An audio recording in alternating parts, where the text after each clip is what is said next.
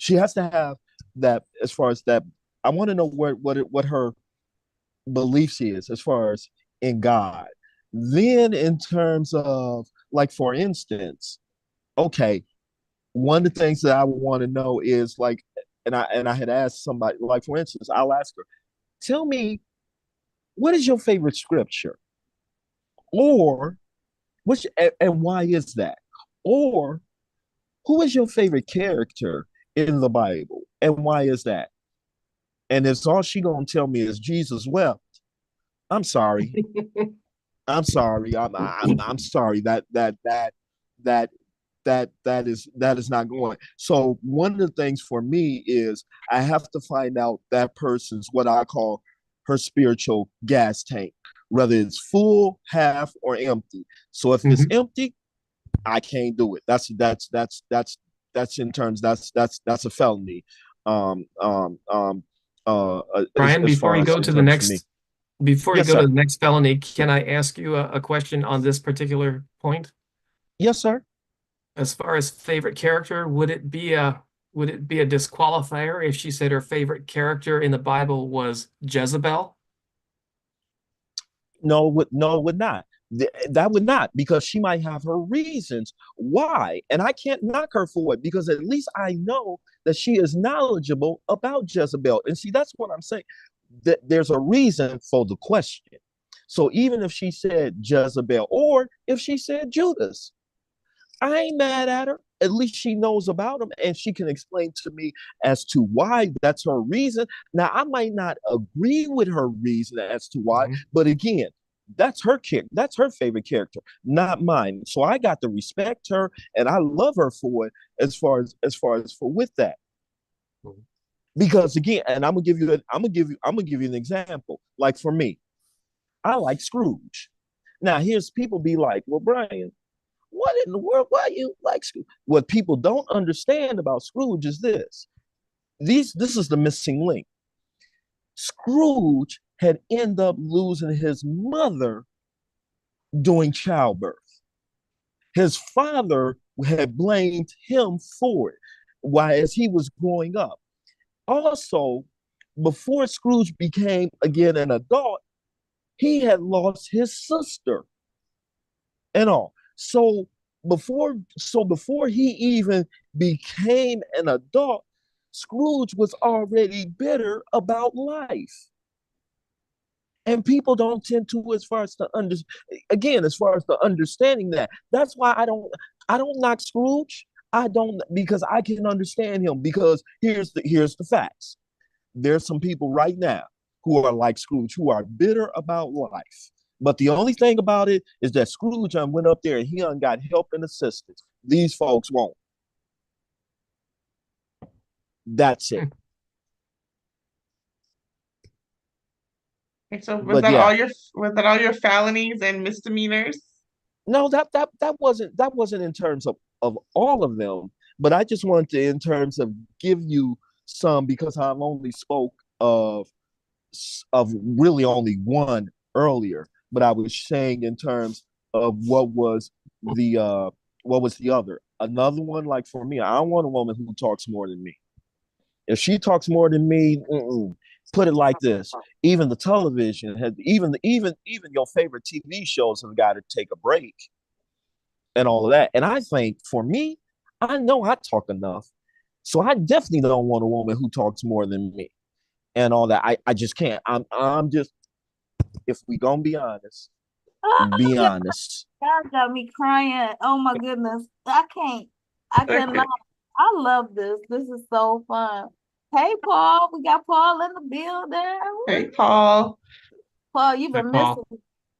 So right now we're talking about felonies and misdemeanors. We're going to hear from Roger, and I guess, this was brought up by Brian earlier, like deal breakers, I guess things that you can't when you're looking for a spouse and a woman. So yes, Roger, why don't you take it away and then we can go to Paul. Okay.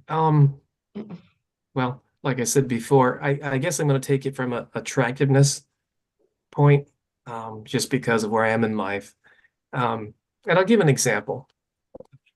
I was at going through the drive-through at a coffee place um, about a month or two ago, and I went through the drive-through place, and I saw the attendant there at the coffee place giving out the order to the car in front of me, and I saw just how she handled herself. You know, just you can tell a genuinely nice person, and I found that attractive now, not in a dating sense, just because, you know, way younger than me. I'm not thinking about, oh, can I have your phone number? No, no. But I just found that very attractive. And I got up there, and she would be average in look scale, nothing distinctive, but the way she carried herself, the way she interacted with me and the other people going through ahead of me, found that very attractive. And quite honestly, it's not all that common. So on the attractiveness scale, pretty versus beautiful. On the beautiful scale, for all the right reasons, as far as what I find attractive, how she carries herself, communicates, just you can tell just a very nice person. I found her attractive. So, with regard to that, how does that other person, how do you treat people? You know, are you down to earth, or are you aloof? You know, and people have their reasons, just like Brian was saying about Scrooge. People have their reasons, and some people have not recovered from trauma in their life. So, so just from the attractiveness standpoint, and then this is just going to be my only point, just because of where I am in life. How does that other person treat people? Do you value other people? Can you have a two-way conversation? Because one of my love languages is attention. So that's why I gave the answer in the previous question. And that goes to my situation growing up. Tia knows that. When you feel devalued growing up, you tend to gravitate to someone who makes you feel valued at all points in your life.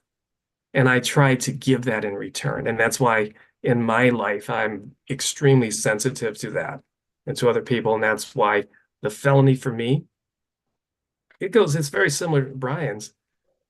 If you don't have a two-way conversation, in my world, I feel devalued. So I try to give, not always successful, I try to give what I ask in return. So that's my one of my attraction triggers, I guess. I genuine beauty. And I was a fool growing up because I lost a number of opportunities because I didn't have this perspective. Because going back, you know, a man has to the power of a godly mentors within a man or a woman's life, but especially as a young man, you can change their life. That's right. That's good, Roger. Paul, let's ask you, what's the same question to you?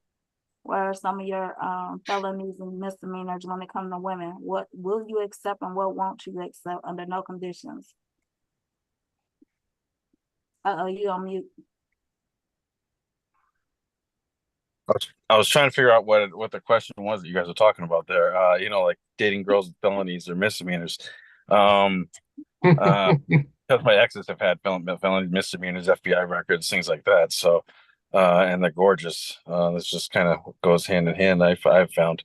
Yeah. As far as no, I don't have anything. My ex-girlfriend, fiance, ex-wife, you can recall her.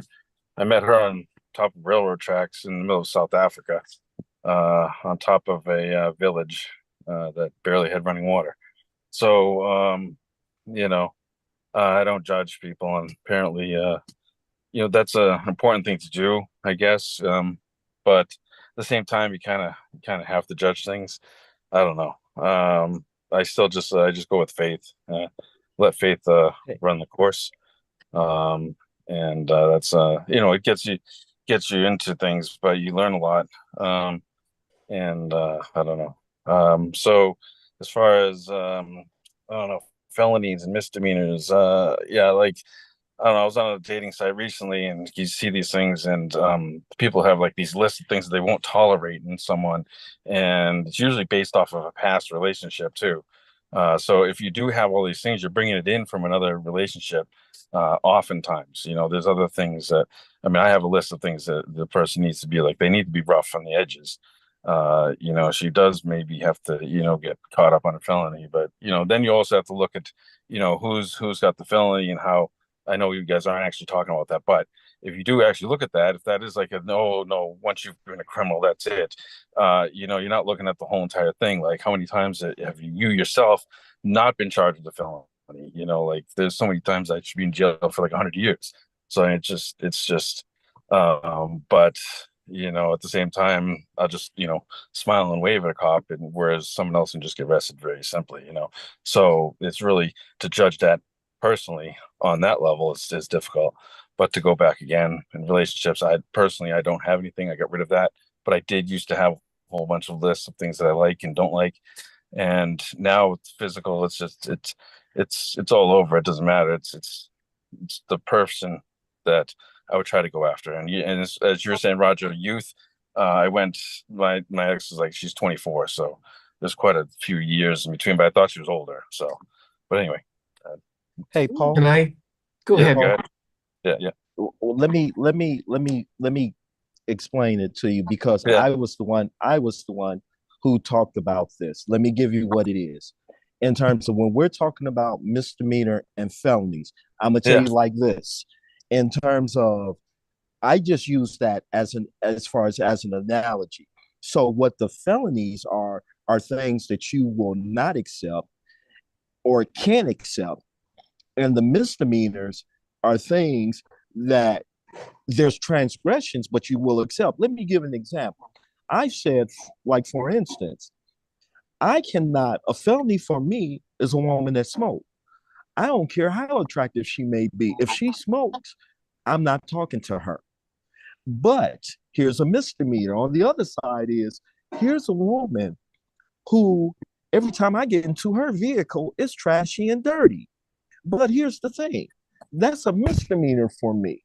I can still deal with, as far as with that transgression and Gotcha. and all of that. So that's what we mean in terms of the uh uh uh Deal breakers. felonies Yeah. yeah, because we all have them. And Yeah. we can't, and we here's and see, here's another thing. Wait, We Brian, need to wait, come up. wait, Oh, hold go on. ahead. Yeah, I was about to say, we got we don't have that much Go ahead. time. But we got like a whole bunch of questions. So we're gonna kind of condense it. We might have to have another session.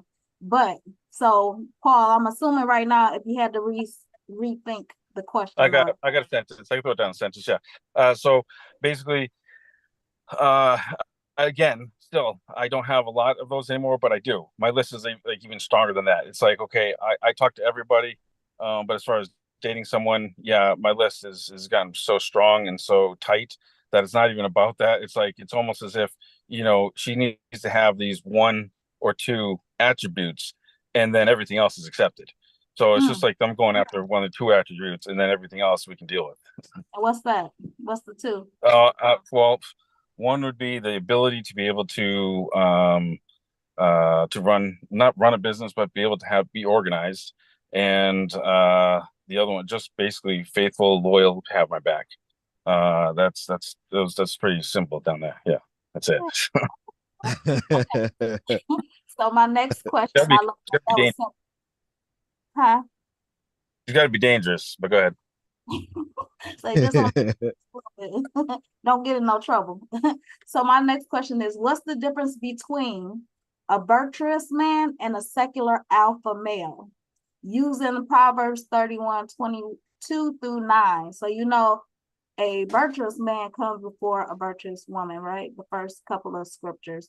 But if you had to differentiate between the two, a virtuous man and a secular alpha male, what would be the difference between the two? And then describe yourself. Which one would you be? Or do you find yourself being a combination of both? Okay.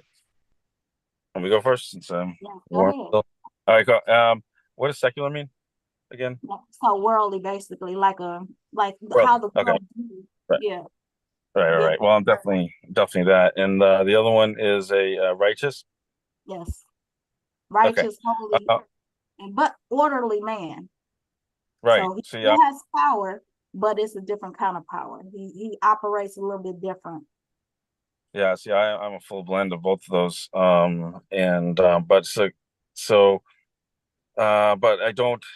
The alpha tends to like an alpha male will want to always be like the top alpha thing. I'm more of I'll work from the bottom up, knowing that I'm, pretty much making sure that everyone is aligned to where that it's ethically good. Like my guy is what's his name there? The not philosopher and Roman Emperor.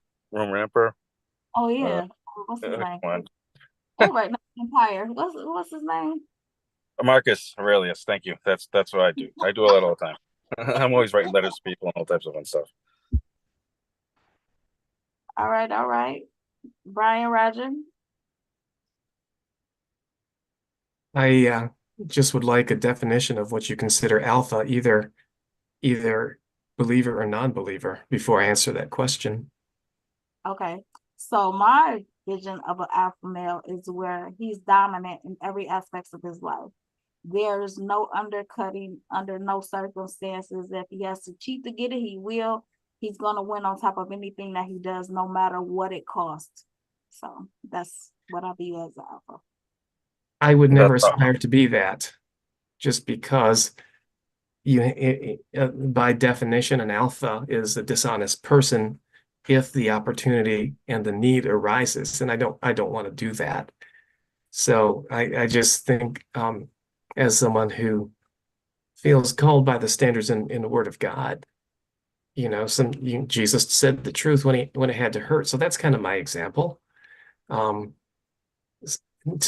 believe that we as men are called to lead.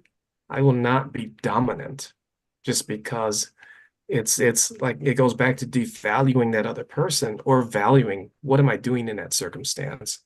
And sometimes valuing means speaking the truth even when it's uncomfortable, and also receiving the truth when it's uncomfortable. That's my perspective. Thank you, Roger. Brian. I will say this from your definition of alpha, from the alpha male. That's not something. Again, I think Roger had mentioned it in terms of aspirations, and all, because what good is it to have your ego? You have your ego, but you don't have your person or your spouse or your girlfriend. Because of that. And it goes back to when and the virtuous. Here's what I had looked at. Like, remember when I was saying earlier, finding that like her spiritual gas tank, is it full, half, or empty? For me, it would be as far as the same way. I would have to have. I believe in having first a spiritual gas tank, to as far as to do, as far as to do, as far as in really in doing anything, but also in terms of when you're talking about relationships, because you're not just going to have you're not just dating her. You also have got to deal with as far as her family, her friends, and all of that. And how do you come, and in terms of, again, when I think of virtuous, and you have to have that spiritual, that spiritual, that as far as that spiritual gas tank. So tell me this, and that's good. This is gonna lead into about two or three more questions, but I'm gonna let Christina ask the next one. But being that an alpha male is very protective, right? Do Right. you not see that as being a benefit to being a husband? A virtuous man, I believe, has, of course, the qualities of being powerful, but what about the strength of an alpha? Well, See, like, well, what I was going to say was, according to your definition, that Right. wasn't being said. No, I mean, now because there in is because there totality, though, I'm saying in huh, totality, that's what it means. But I'm saying all around general, that's why my question was, what's the difference? That's my definition, but yours may be different within your own mhm, perspective, right? mhm. So that was where the question arises. Like, it's not just based off of my own personal, perspective of it. What would be yours? Would that be a good or a negative? Is this something that can be intertwined? Like Paul said, he said, I feel like I'm both. I don't see nothing wrong with that. I don't think No, that all alpha males are bad. And I know I ain't supposed to say nothing, Christina. I'm sorry. I Well, gotta. Roger did that one little point there where he said that alpha males will go after everything. They'll cheat and everything else. That's where I go in with Marcus Aurelius, and because he was an alpha male, and use his tactics and things like that. That's where I cross. I've never done that. I've been able to. I could have been hanging out with Boston George my whole life, and decided not to. So you know, Okay. I mean, I think there's sides to it. It's called like this. It's basically in terms of people's perception and all that. Because to me, we can't, like, for instance, is there anything wrong with being an alpha male? No, because guess what? That's who we are. We are right. alpha males, whether we want to say it or not. We are, and I'm going to say it at least for Brian. Brian is definitely an alpha male. There we There go. are some, you know, It's I'm a coming out. Leo, so I'm born it. So I am definitely in terms of a protector and whatnot. Am I the only time I'm dominant, or I'll put it like this? Are there times when I'm dominant? Yes. And here's at the times when I'm dominant is when I feel that you are trying to, let me put it like this. If I say to you, I don't like cabbage, and you're like, you like cabbage, but you're trying to get me to like cabbage because you like cabbage. That's when my dominance is coming in, being like, look, it's great that you like cabbage, but I'm I'm not not eating no cabbage. Period. got it. That's not me. All right, Brian. He about to look. That would have been another 20-minute session. He would have been talking about the cabbage and how it's been peeled. Come on, go ahead, Christina. Another question. So we've heard it said before how men find strong women intimidating. Now, this may not be you, but we'd like to hear your perspective on strong, independent women, and what about them is intimidating, and if they are even intimidating. Yep. I'll go first again. So Proverbs 31 kind of eliminates a lot of those independent women. A lot of them are all about themselves and they will not submit to a man. And they feel as though that they are just out there and they can protect themselves and whatever. The point is that, shoot, you were saying something about what were we saying? What was the actual question? Oh yeah, okay. Well, the intimidation. No, so there's no a strong woman physically possibly could be intimidating. Like a China, she'd have to be pretty big for me to be intimidated by her physically.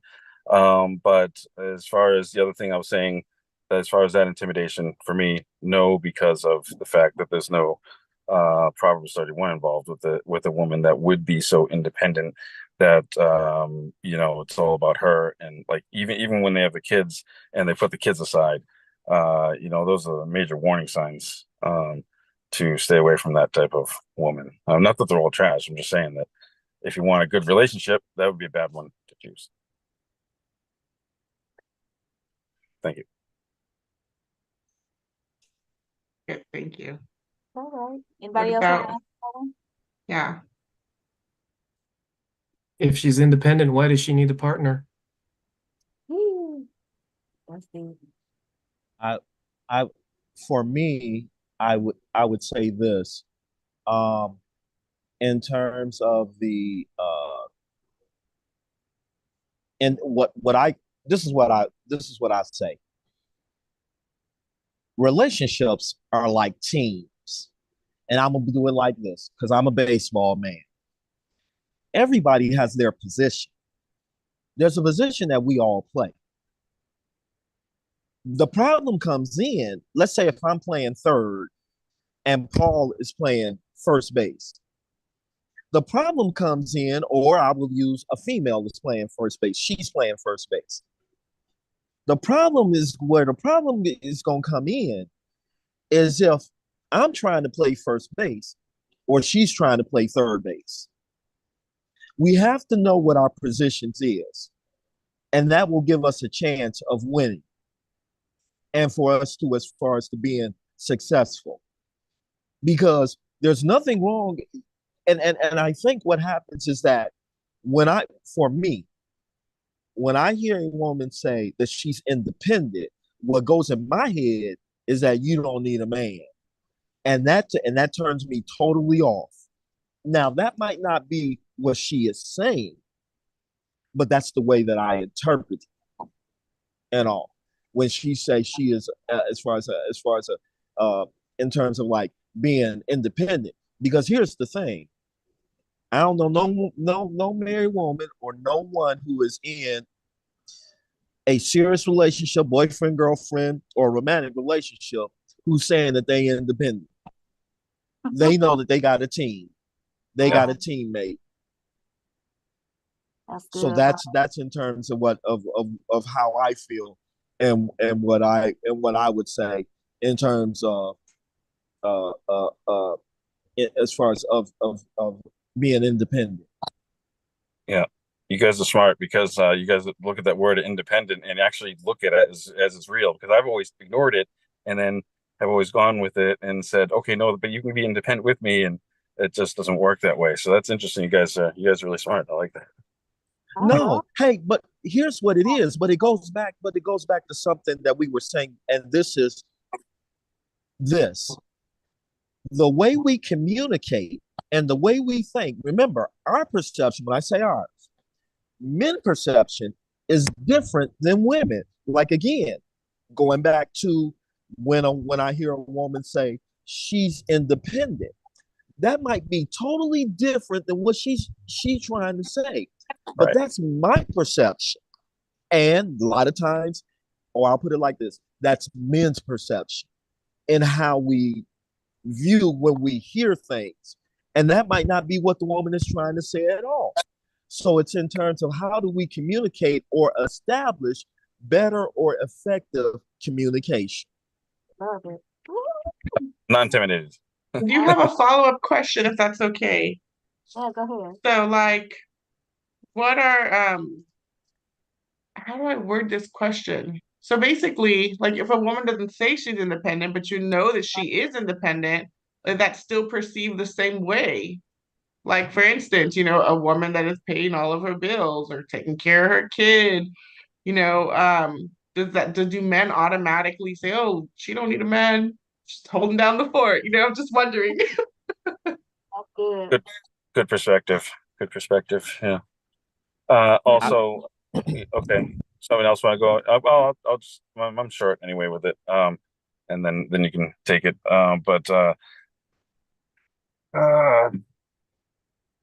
Okay, never mind. Go ahead. I've already lost it. Good.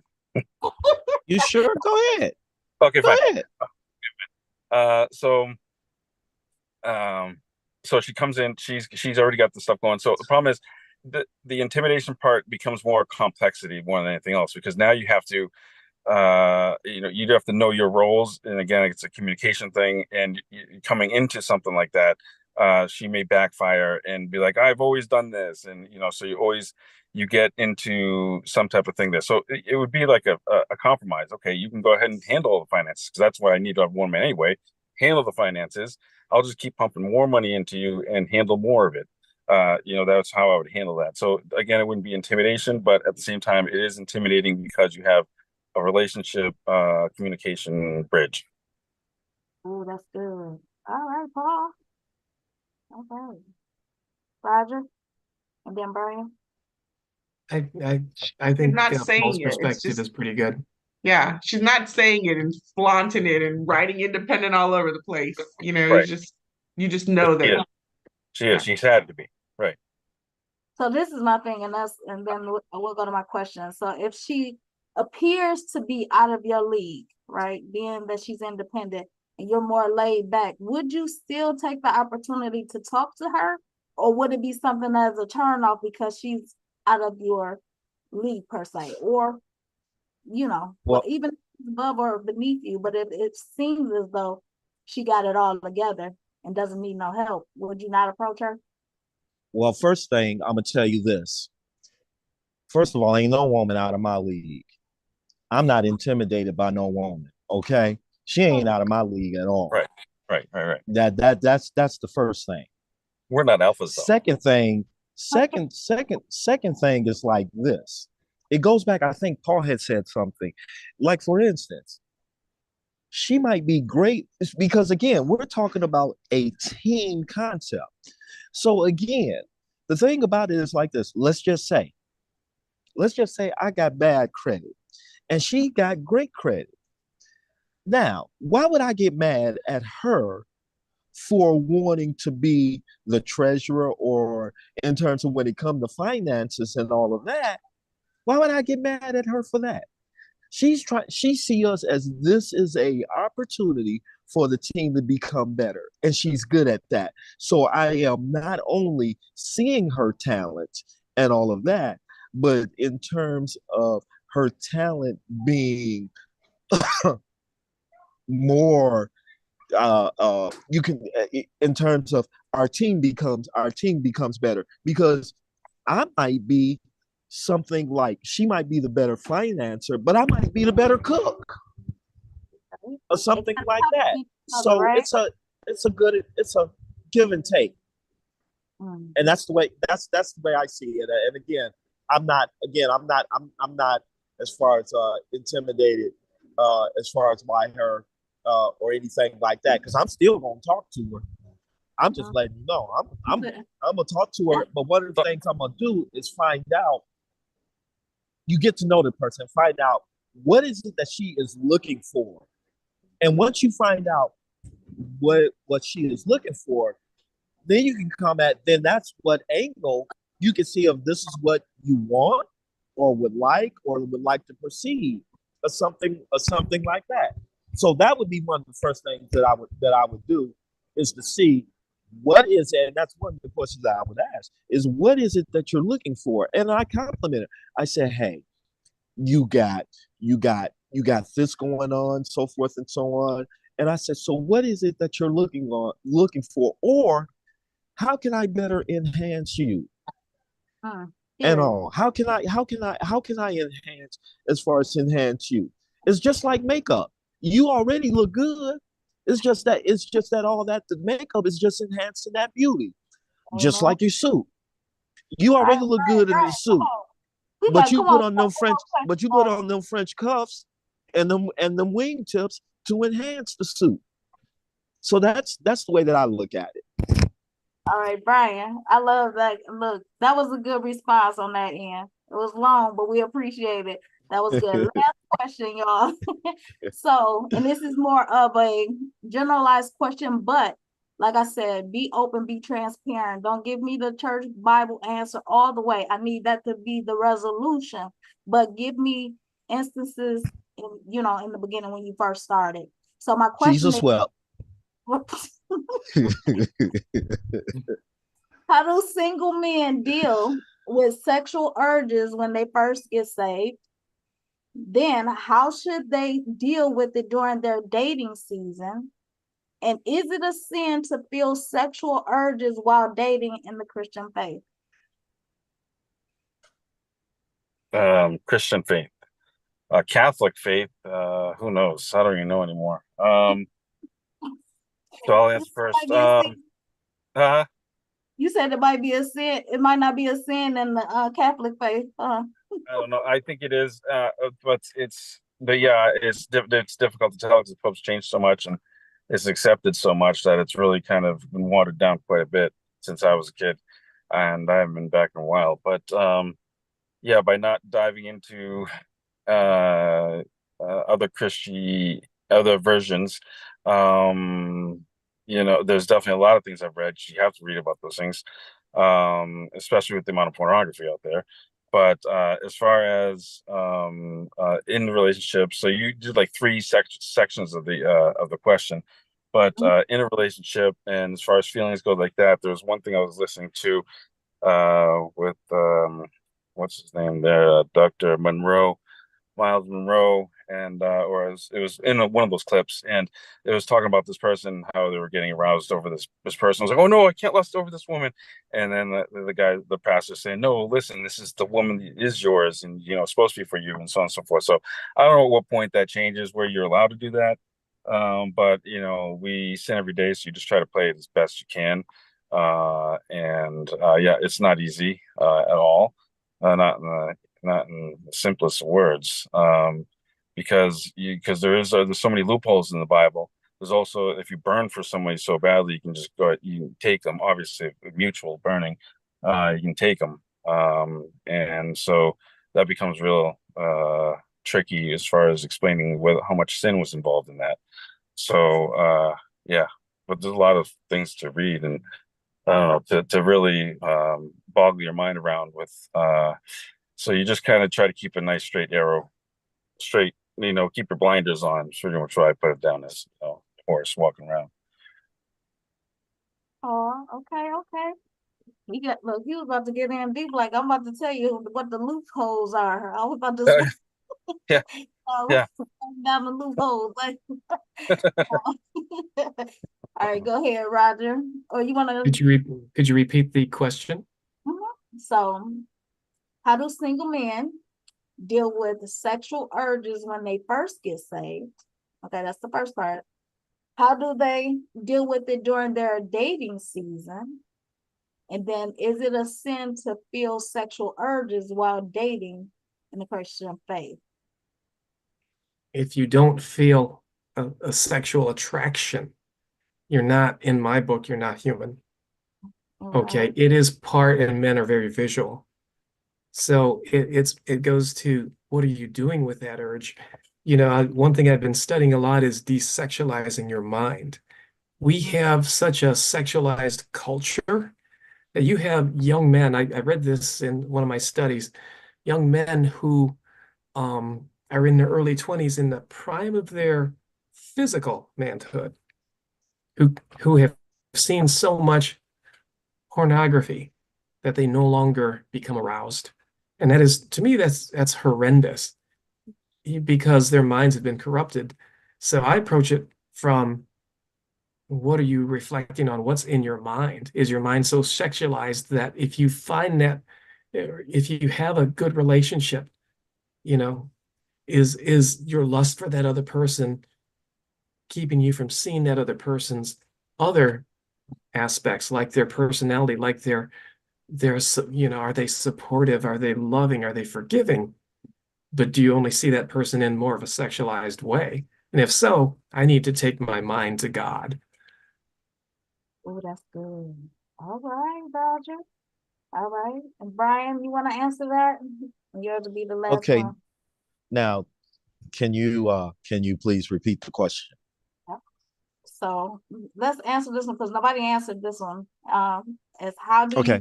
how do single men deal with sexual urges when they first get saved? When you first get saved, how do y'all deal with the sexual urges? Like Roger was saying in the beginning, you didn't see so much pornography, you didn't been with so many different women, perhaps, unless you've been, a child, grew up in the church.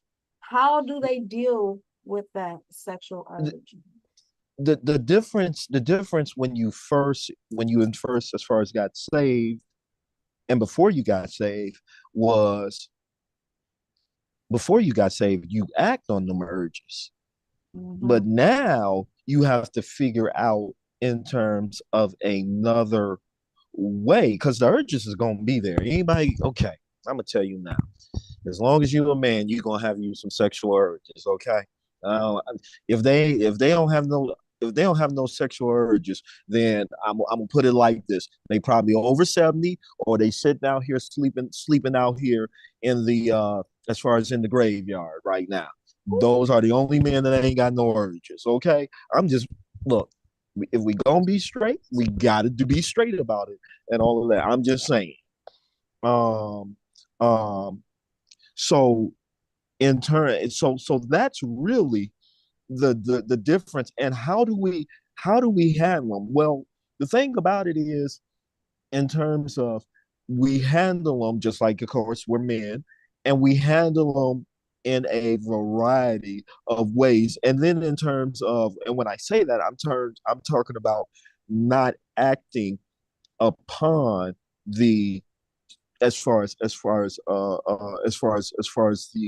sex, is as far as is concerned, and all, because it's everywhere. Sex is everywhere. You can't go nowhere. Look, just years ago, there was, a pop commercial.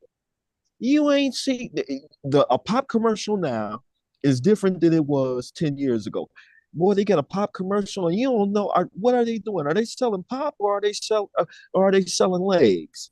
Because that you seeing so much in terms of out there. So the exposure is greater. And let's just be honest. Hey, sex started with Adam. Okay, let's just say it. There was the family and stuff like that. So if we think that we gonna all of a sudden turn our eyes and close and be like, ain't no, that's not happening.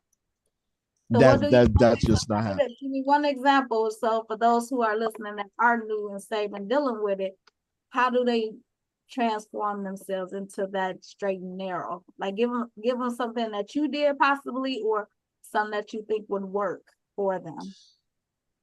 And then that'll be our. Let me see something. Anybody else? But you say Go ahead. No, Go ahead. I was just asking if anybody out there, but I was gonna hit back to what something Roger had said too, and that is, desexualizing your mind. When you're saved, you realize that you had, all the things that you've been doing, and how callous and how careless everything was that had been going on. So it's like, okay, hold on a second. If I desexualize, I won't. You do this. If you do descale and desexualize, you do see that it's easier to walk around and not be like, whoa, look at her. But every so often there is one that'll catch your mind, especially being single. But again, to answer that question, stay focused on it. It is very important to, as Roger said, desexualize and focus on other things. There's so many other things. So get rid of the television, get rid of all these other things that are actually flooding your brain, and then you'll realize also that the circus is actually causing it. And when you start focusing on what it is you're supposed to be focusing on in life, that's how you end up fixing it all. I love it, Paul. Thank you. Now here's what I'm gonna get at it and all of that, because I hear the word. 1 minute.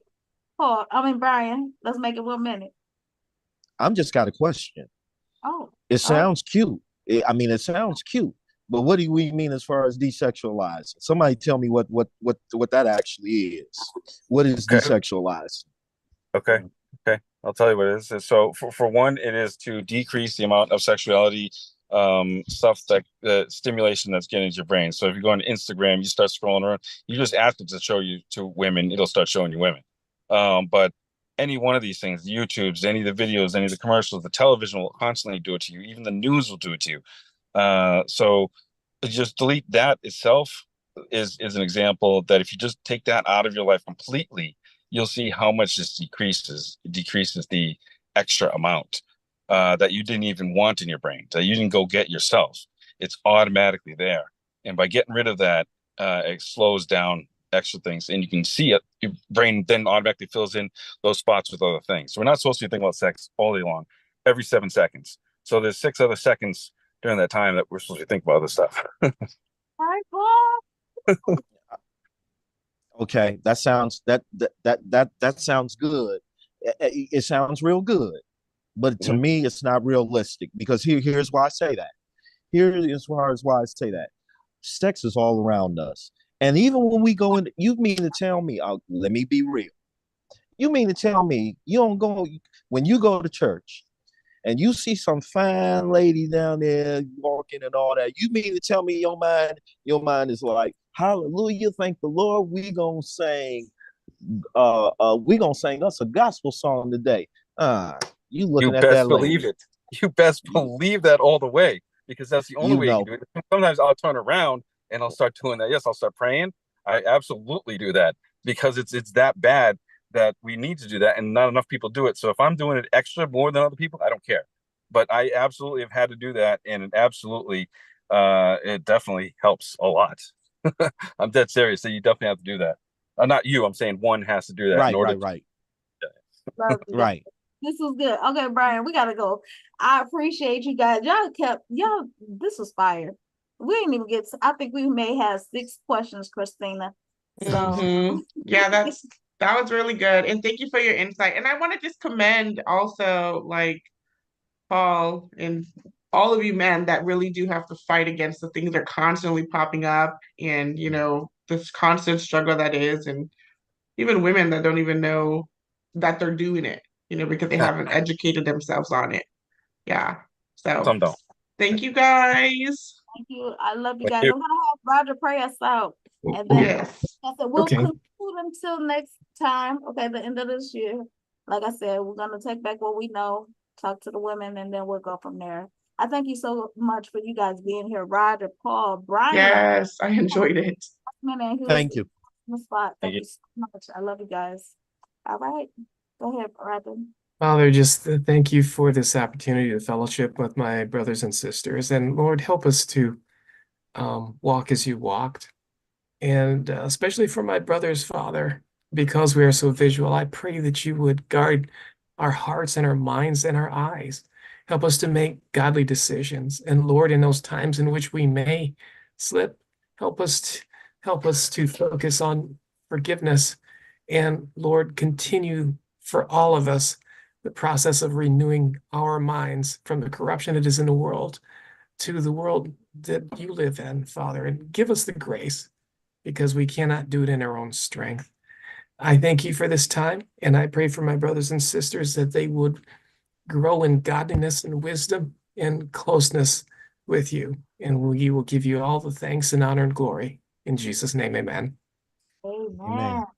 All right. Good night, everybody. Good night. Good Night. Bye. Nice knowing you guys. It was good to Yeah, meet nice you meeting you, Brian. guys. Good stuff. Yes. God bless you guys. Good night. All righty. Bye. All right. Bye-bye.